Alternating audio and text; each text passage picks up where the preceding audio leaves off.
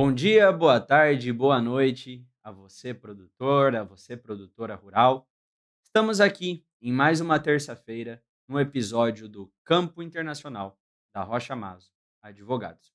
Lembrando a todos que somos um escritório de advocacia especializado na defesa do empresário rural, do produtor e da produtora, para você proteger toda a sua safra, proteger a sua empresa, na qual tratamos como uma propriedade rural, garantir o futuro do seu sucesso, da sua safra e das suas sucessões. Com isso, o campo internacional, projetamos trazer e traduzir os acontecimentos internacionais para você que está aqui com a gente, amigo do canal. O episódio de hoje havia sido anunciado na semana passada que trataríamos sobre a COP, inclusive apresentamos, eu e mais alguns pesquisadores, um painel na sexta-feira, mas eu acabei deixando para a próxima semana. A COP ainda está em vigor e na semana que transcendeu até essa, tivemos um acontecimento muito importante para o agronegócio brasileiro. Tá bom, Pedro, mas o que é esse acontecimento? Vai logo ao ponto. Então vamos logo ao ponto. Caíram 10% das taxações sobre o Brasil no agronegócio. E como essas importações dos Estados Unidos, e no caso as nossas exportações para os Estados Unidos, irão afetar o seu bolso, produtor, o seu bolso, produtora rural? É isso que nós pretendemos responder hoje. Então essa vai ser a base da nossa conversa.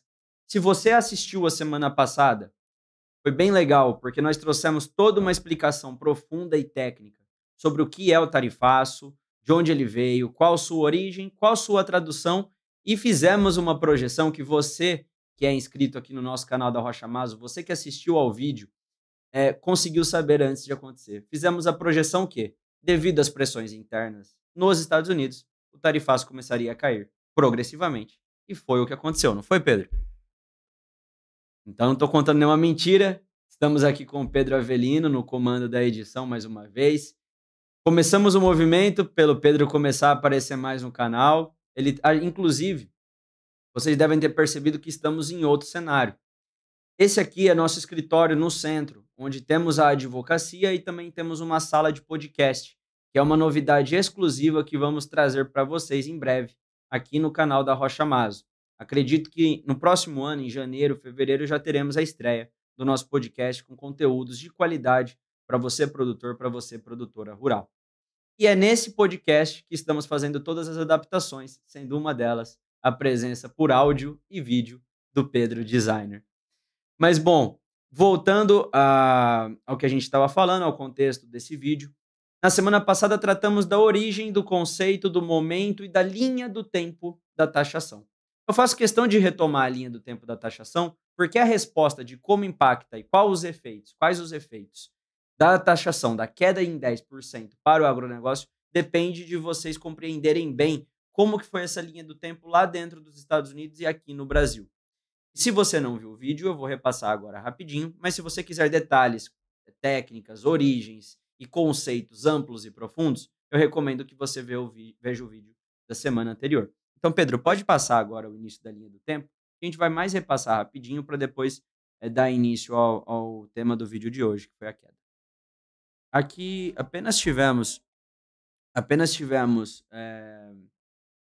eu tive uma pequena ligação agora que o meu ar-condicionado está enfrentando alguns problemas e o técnico está, inclusive, indo lá arrumar.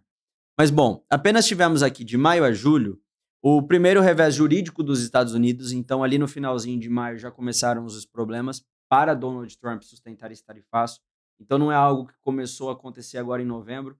Ele sustentou ainda por 6 meses, né, de maio até novembro, a manutenção dessas taxas, mas chegou num momento, num ponto, que ele não conseguiu mais assim sustentar. E por que chegou nesse ponto? Por que ele começou a ter mais negociações de liberalidade com a China, agora mais diminuição de taxação em geral, a gente vai ver que não foi só para o Brasil. Porque ali no começo, ele implementou 10% de taxa sobre a justificativa de que todos os países que tiveram déficit entram no conceito de danos emergenciais à economia dos Estados Unidos, que abre margem para a aplicação da IEPA, que é o que a gente viu na aula anterior, no vídeo anterior.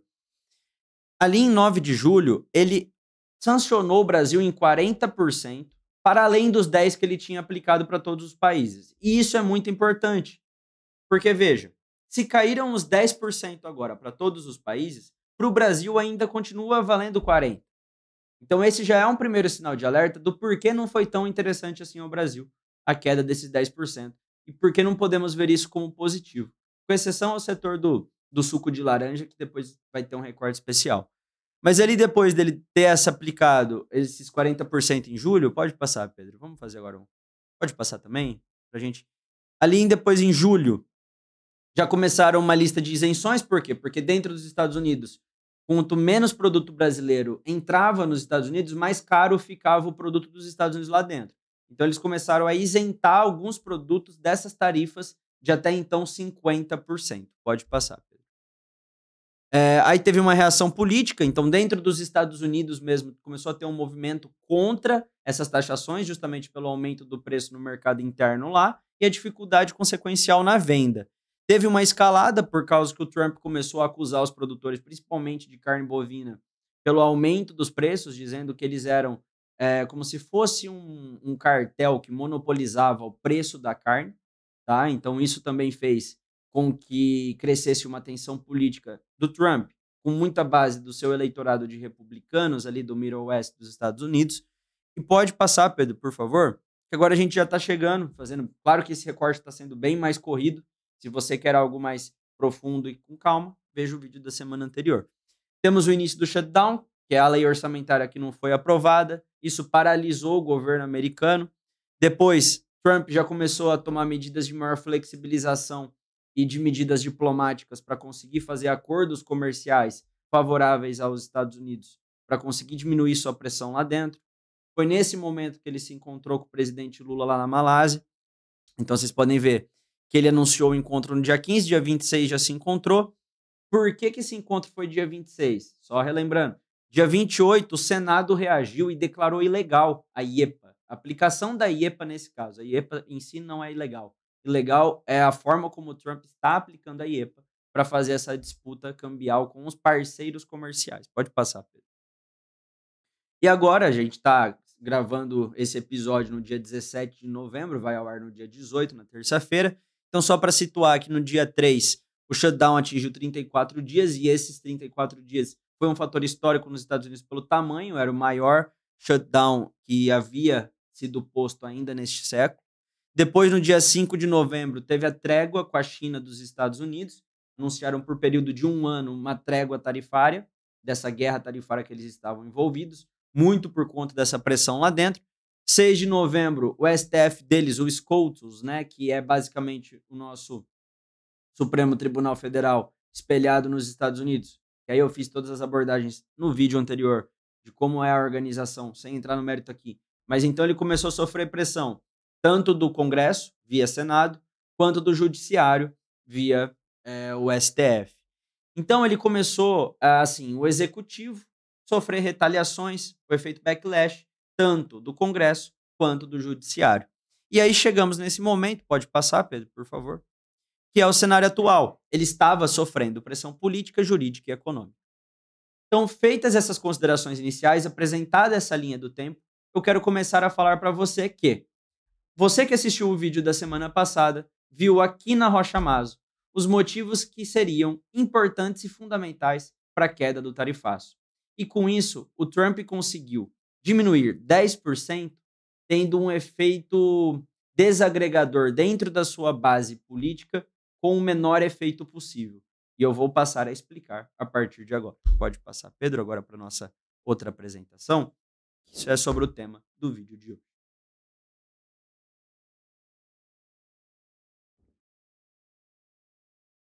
Iniciado o vídeo, feita a apresentação da linha do tempo, para você que não esteve aqui com a gente na semana passada, gostaria de pedir o seu joinha para você se inscrever no canal, deixar o seu comentário. Estamos sempre aqui atentos ao que ocorre de mais importante no cenário internacional para estar traduzindo para você, produtor, produtora rural, para você se preparar pelo que vem aí pela frente.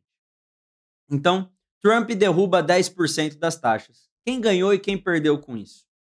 Vamos responder hoje. Na semana passada, analisamos as tarifas de 50%, o uso da IEPA como fundamento, a explosão da política interna nos Estados Unidos, feita toda a introdução que eu fiz agora, e as pressões do Senado, produtores e Suprema Corte. Pode passar, por favor. Aqui, vemos que o Trump recuou parcialmente, né, então 10% das tarifas. Lembre somente que os Estados Unidos não sancionou o Brasil em 50 de uma só vez. Ele sancionou em 10 o Brasil e uma série de outros países. E depois ele sancionou o Brasil em mais 40, devido àquele desgaste político e institucional envolvendo Jair Bolsonaro e Alexandre de Moraes. Esse foi, inclusive, o fundamento para a sanção de 40% e que permanece ativo. O recuo não é igual para todos e o Brasil recebeu migalhas. Por que essa frase? O que o Trump fez? Ele anunciou a redução de 10 pontos percentuais nas tarifas agrícolas impostas. Mas qual que foi a mensagem da Casa Branca?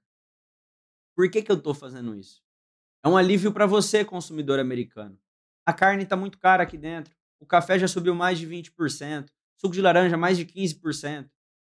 Então, assim, é uma proteção do Trump para sua própria base de governo e também para os americanos. Não teve nada de caso pensado aos exportadores, aos parceiros comerciais, nada disso. E principal ponto, o próximo slide, Pedro. A redução de 10% não foi pensada ao Brasil. A redução de 10% ela afetou uma série de parceiros comerciais que estavam com uma relação de déficit com os Estados Unidos. Mas como isso afetou e prejudicou muito o Brasil? Essa resposta é o que a gente vai passar a dar a partir de agora. O Trump não reduziu 10% nas categorias mais relevantes: café, carne, fruta e açaí. Então, assim, se você fala produtor de café diminui em 10%, até caiu 10% da taxação. Mas a gente continuou com 40%, enquanto os nossos concorrentes continuam com zero, porque diminuiu de 10 para zero. Isso foi muito positivo no suco de laranja. O suco de laranja estava taxado em apenas 10%.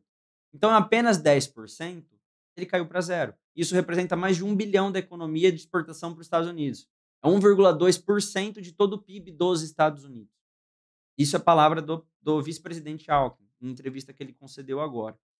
Então, assim, com base na própria fala do presidente da Secafé, essa medida ela gera uma distorção e uma vantagem competitiva para os concorrentes do café brasileiro, que é tão importante para a economia dos Estados Unidos.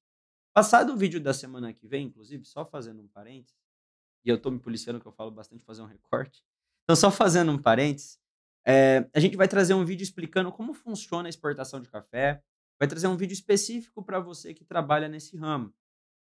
E qual que é a grande problemática do café? O Brasil tem 1/3 de todo o café americano. Então 1/3 de todo o café que tem lá vem do Brasil. E com essa queda brusca na exportação para os Estados Unidos, eles estão enfrentando um café mais caro lá, mas a gente também está tendo tolhido um grande parceiro comercial. Então isso é problemático. Quanto mais tempo perdurar, maior vai ser a crise na cafeicultura. Então a gente tem que lidar e pressionar sim o governo para que trabalhe, para que a gente tenha não vantagens competitivas, mas que consiga exportar em mesmo pé de igualdade que os outros competidores de café. Pode passar, Pedro. E assim, a gente está trazendo, por que, que não foi só para o Brasil? Por que, que não foi uma vitória do governo Lula? Por que, que não foi algo direcionado para nós? Pelo que já vimos no vídeo anterior, na apresentação anterior. Pressão interna de concorrentes do Brasil, que foram lá dentro, a retaliação política a Lula, interesse eleitoral do cinturão agrícola e o Brasil como alvo da barganha de Trump. E vimos, ele está sofrendo pressão lá dentro dos Estados Unidos. Tá? Então a gente vai ver mais específico agora quem foi o que saiu mais vitorioso aqui dentro do agronegócio nacional e quem mais saiu prejudicado. A gente já fez algumas pontuações da laranja e do café. Pode trazer. O suco de laranja brasileiro é algo extremamente positivo para a cultura americana. Se você já foi aos Estados Unidos, você provavelmente, ao acordar em um restaurante e tomar um café da manhã, a primeira coisa que lhes servem é um suco de laranja e a segunda coisa é um café. Então vemos que esses dois produtos nacionais e de grande exportação são fundamentais e muito inseridos na cultura americana. Hoje, 78%, se não me falha a memória, eu sei que é de 76 a 80, acho que é 78. 78% dos adultos americanos consomem café. Consumindo café, os Estados Unidos não tem café suficiente para todos esses adultos americanos. E como foi feita essa pesquisa? 1/3 do café americano, ou seja, que está nos Estados Unidos, provém do Brasil. Tá? Mas agora fazendo essa pequena inserção e entrando em quem obteve vantagem. E a resposta foi a laranja. A laranja ela tinha 10% de taxação, apenas aquela taxação inicial, dos 10% do déficit da balança comercial.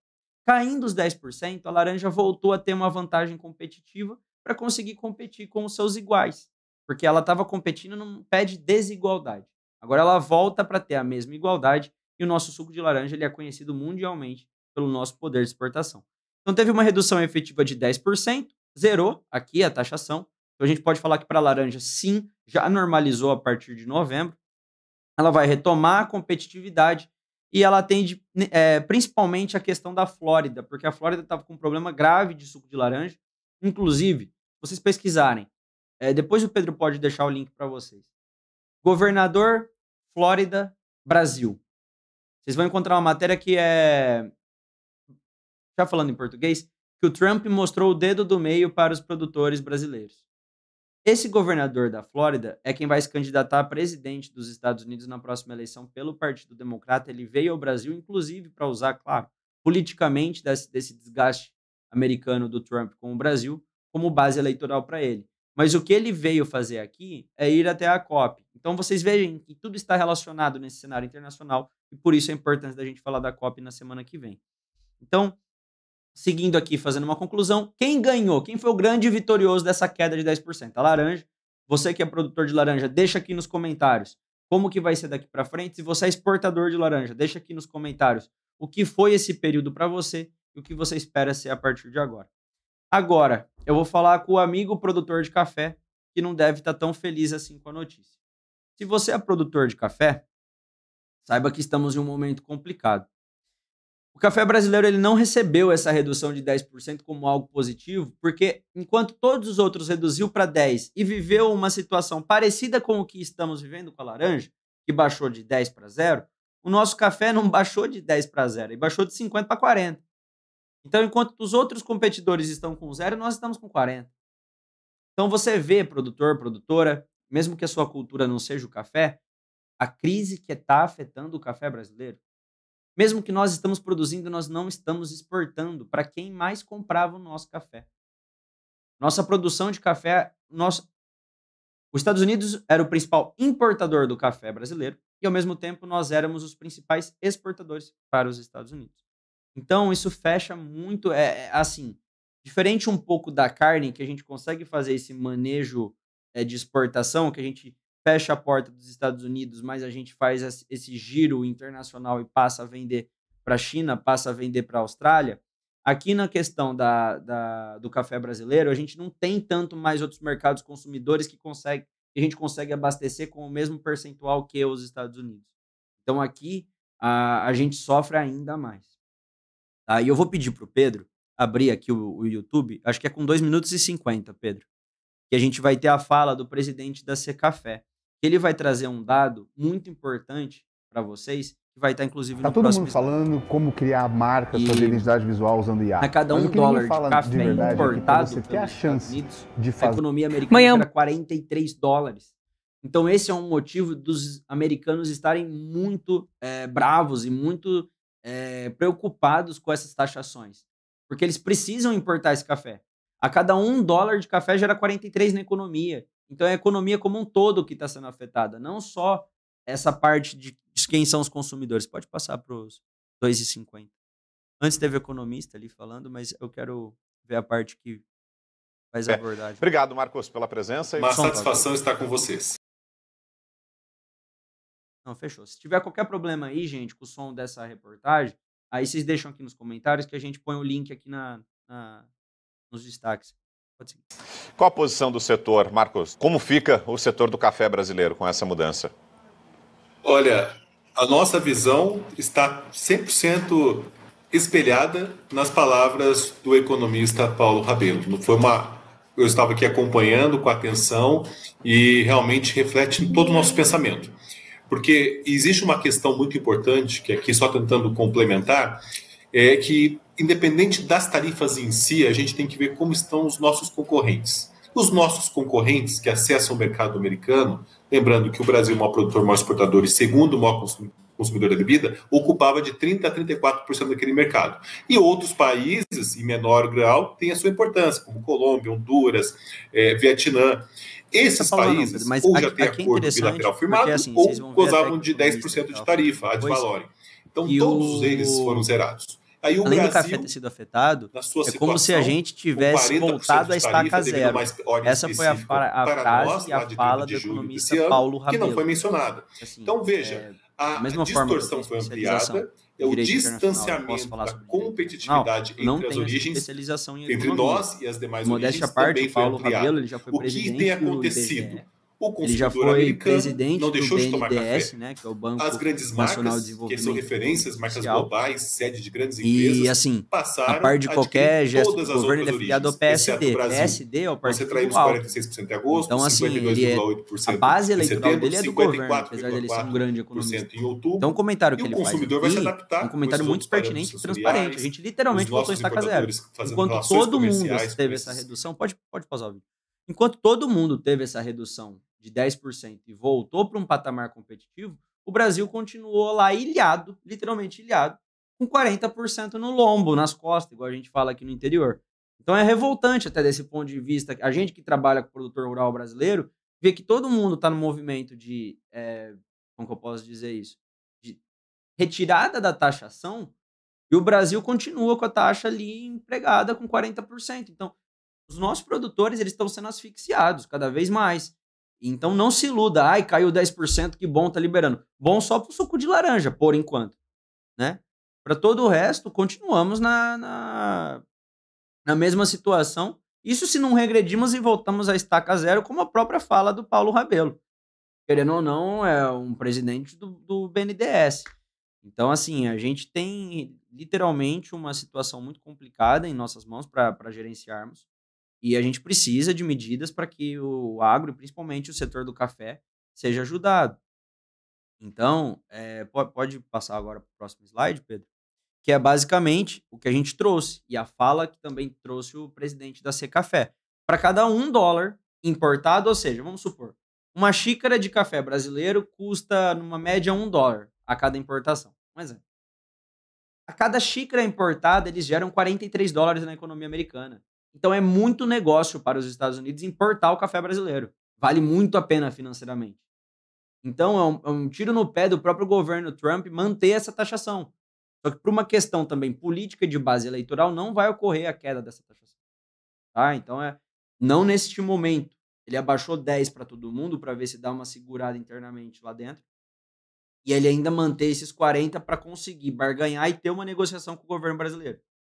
Então é assim, ó, tô tirando 10, mas isso não adianta muito para vocês. Vamos continuar as negociações. Essa foi a postura do governo americano. Abre essa reportagem pra gente, Pedro, porque aqui o que eu faço questão, tudo que a gente fala, a gente tem que provar. Então, se a gente trouxe que cada dólar gera $43, não é um estudo nem brasileiro. É um estudo da NCA, que é basicamente a National Coffee Association, que é a associação deles de café lá dos Estados Unidos. E ali, Pedro, ó, no terceiro pontinho, no terceiro bullet point, ó, coffee can only be grown in... aí tá falando, né, da cultura do clima tropical. Então, não pode ser criada a maioria dos Estados Unidos por conta disso. Então, ó, a cada dólar de café importado pelos Estados Unidos, ends up, né, acaba criando uma estimativa de $43 em valor here at home. Então, em valor lá dentro de casa, nos Estados Unidos. Então, para cada dólar que eles importam, $43 retornam para a economia americana. Então, veja, é uma relação de ganha-ganha. A gente precisa reduzir essa taxa para exportar mais café para os Estados Unidos. Mas os Estados Unidos também precisam importar mais café brasileiro para diminuir o preço do café lá dentro e girar a economia local. Então, assim, fica o nosso apelo para que seja revista essa política tarifária e que tão logo abaixe o cenário da taxação para o café brasileiro, principalmente o arábico, que tem forte potencial exportador. Seguindo, aqui basicamente já contemplou tudo que a gente falou, Pedro, pode passar para não ficar redundante. A gente também entra no cenário de carnes e frutas. Também foi mantida a tarifa de 40%. Só que como que eu posso dizer? A sangria é um pouco menor do que do café, porque o café a gente tem os Estados Unidos como um baita comprador.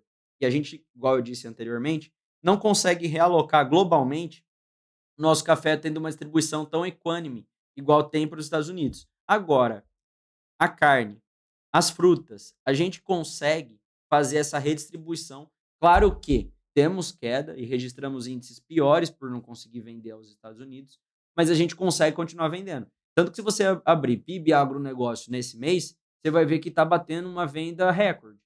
O que está acontecendo é a queda de exportação aos Estados Unidos. Só que isso é um movimento não tão bom para o Brasil. Assim, é um pouco complexo analisar efeito imediato e resultado. A gente sempre tem que olhar um cenário de curto, médio e longo prazo para não correr o risco de ser leviano e fazer qualquer projeção errada para vocês. Então, assim, foi mantida. Eu até vi uma imagem muito legal, é que assim, o Pedro, nosso designer, ele é muito polido. Eu já gosto de uma thumb mais chamativa. Assim, eu falei, coloca um suco de laranja caindo para fora aqui, uma carne presa acorrentada do outro lado, o café Mas ele faz um negocinho polidinho, bonitinho, né? Mas foi literalmente esse cenário que apareceu. O suco de laranja esbanjando aqui de um lado, a carne, o café, as frutas todas do outro lado ainda atrás das grades, como se elas não tivessem sido liberadas para serem exportadas. E é literalmente isso que aconteceu para um movimento de protecionismo lá dentro dos Estados Unidos, porque lembra que estava tendo aquela chiadeira dos agropecuaristas, os pecuaristas americanos com o presidente Trump. O Trump pegou e falou que era para eles abaixarem o preço da carne. Então não vão mandar carne brasileira para lá agora tão cedo, porque ele precisa resolver essa tensão política lá dentro. Tá?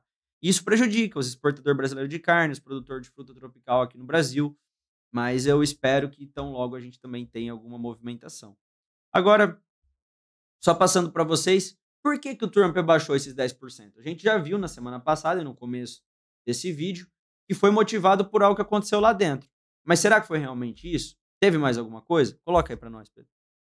Teve a inflação dos alimentos, menos alimento, menos produto dentro do mercado interno, mais caro o produto que tem dentro do mercado interno. Então, o preço subiu na prateleira do mercado. Teve um lobby da indústria de alimentos, especialmente a National Coffee Association, que foi quem trouxe aquela pesquisa de $1 importado gera 43 na economia, pautada nessa pesquisa muito ainda, porque, presidente, é o seguinte, você está fazendo isso, mas a gente está perdendo não só no setor do café, a gente está perdendo como economia local. Então tentaram mostrar que a taxação era prejudicial não só para os brasileiros, mas principalmente aos americanos. E ele também corria esse risco jurídico do Congresso e do Judiciário, como a gente mostrou para vocês na semana passada, por conta do uso inapropriado da IEPA. Então, assim, já partindo para um cenário de conclusão dessa aula de hoje, pode passar, Pedro? Os impactos é que a laranja brasileira vai ganhar espaço ainda mais nos Estados Unidos. O café perde muito, porque os nossos rivais caiu a taxação e vai começar a exportar mais, enquanto que o Brasil vai ficar estagnado. Então, a gente está num limbo. A gente literalmente espera que nessas próximas semanas a gente consiga uma flexibilização dessa taxação, pelo menos para o setor do café, para a gente conseguir voltar a exportar. As carnes e frutas continuam travadas. Os produtores estão redirecionando carga para a Ásia e Oriente Médio, né? Basicamente, a gente falou de China e Emirados Árabes. E tem a pressão agora sobre o governo brasileiro para buscar essa reciprocidade. O cenário diplomático, acho que está no próximo slide, Pedro, é um recuo tático do Trump, mas não foi estratégico, é porque ele sofreu pressão. Não teve intenção de normalizar a relação com o Brasil, é basicamente vender essa imagem internacionalmente, mas é o que eu disse para vocês, não é porque o Trump achou o Lula legal lá na ONU e não é porque o Lula é um bom negociador. É principalmente pela pressão que ele está sofrendo lá dentro. Então ele meio que atendeu aos setores de dentro dos Estados Unidos. E a gente continua vendo, infelizmente, o uso contínuo dessas tarifas da IEPA como um cenário de instrumento político para, no final do dia, ter barganhas a nível ideológico e também de forma de condução de economia. Temos a COP30 em nosso país, e isso é positivo, porque todos os outros países do globo estão vendo o que está acontecendo, e aumenta ainda mais a pressão nos Estados Unidos por parte do cenário mundial. E a conclusão que a gente tem da aula de hoje é que o recuo de Trump é parcial, político e seletivo. Parcial, por causa que ele não partiu de um cenário calmo e tranquilo, assim, por um monte de pressão. Político, porque ele derrubou a parte que nos competia do déficit econômico e manteve a que teve taxação de cunho político do Jair Bolsonaro e do Alexandre de Moraes. E seletivo, porque não foi para todos os países, mas sim para o Brasil. A laranja ganhou, a carne ficou na mesma, a fruta ficou na mesma, e o café, que nesse cenário é um grande ativo com os Estados Unidos, foi o mais prejudicado. Então, assim, eu encerro o vídeo de hoje. Eh, Espero trazer mais conteúdos desse tipo para vocês. Conseguimos fazer uma projeção e fico muito feliz por isso. Eu espero que vocês tenham aproveitado da aula da semana passada, do vídeo da semana passada, para que conseguissem entender um pouco do que estava acontecendo dentro dos Estados Unidos e quando viram a notícia da queda dos 10% já pensaram: nossa, bem que aquele advogado tonto lá me falou alguma coisa. Então, assim, é esse o nosso propósito, gente. É conseguir falar alguma coisa aqui e vocês, quando vê no jornal depois da Globo, da Band, da Record, da SBT, vocês consigam ou abrir hoje o celular na UOL, enfim, o canal que vocês gostam de se informar, vocês verem as notícias e terem um raciocínio reflexivo a partir do que a gente traz aqui de conteúdo para vocês. Essa é a nossa intenção. Então, se você é produtor, produtora, ficou até aqui, eu gostaria de agradecer a sua participação. A gente fica muito feliz mesmo, e é muito compensatório, porque exige esforço, exige estudo e exige preparação para produzir esses conteúdos, mas a gente fica muito feliz quando a gente vê que consegue ajudar cada um de vocês. Então, a cada mensagem que vocês têm nos enviado no nosso WhatsApp, cada cliente que tem nos procurado de cada lado do país, também buscando a nossa ajuda, que da forma que a gente pode, a gente vai sim ajudar, a gente fica feliz em colaborar. E esse é o nosso papel aqui, trazendo conteúdo para gerar conhecimento e, quando necessário, podendo estender as nossas mãos e arregaçar as nossas mangas para trabalhar ao lado dos produtores e das produtoras. Fica aqui um grande abraço, se inscreva no canal, curta o vídeo, porque na Rocha Maso, você produtor, você produtora, não caminha sozinho.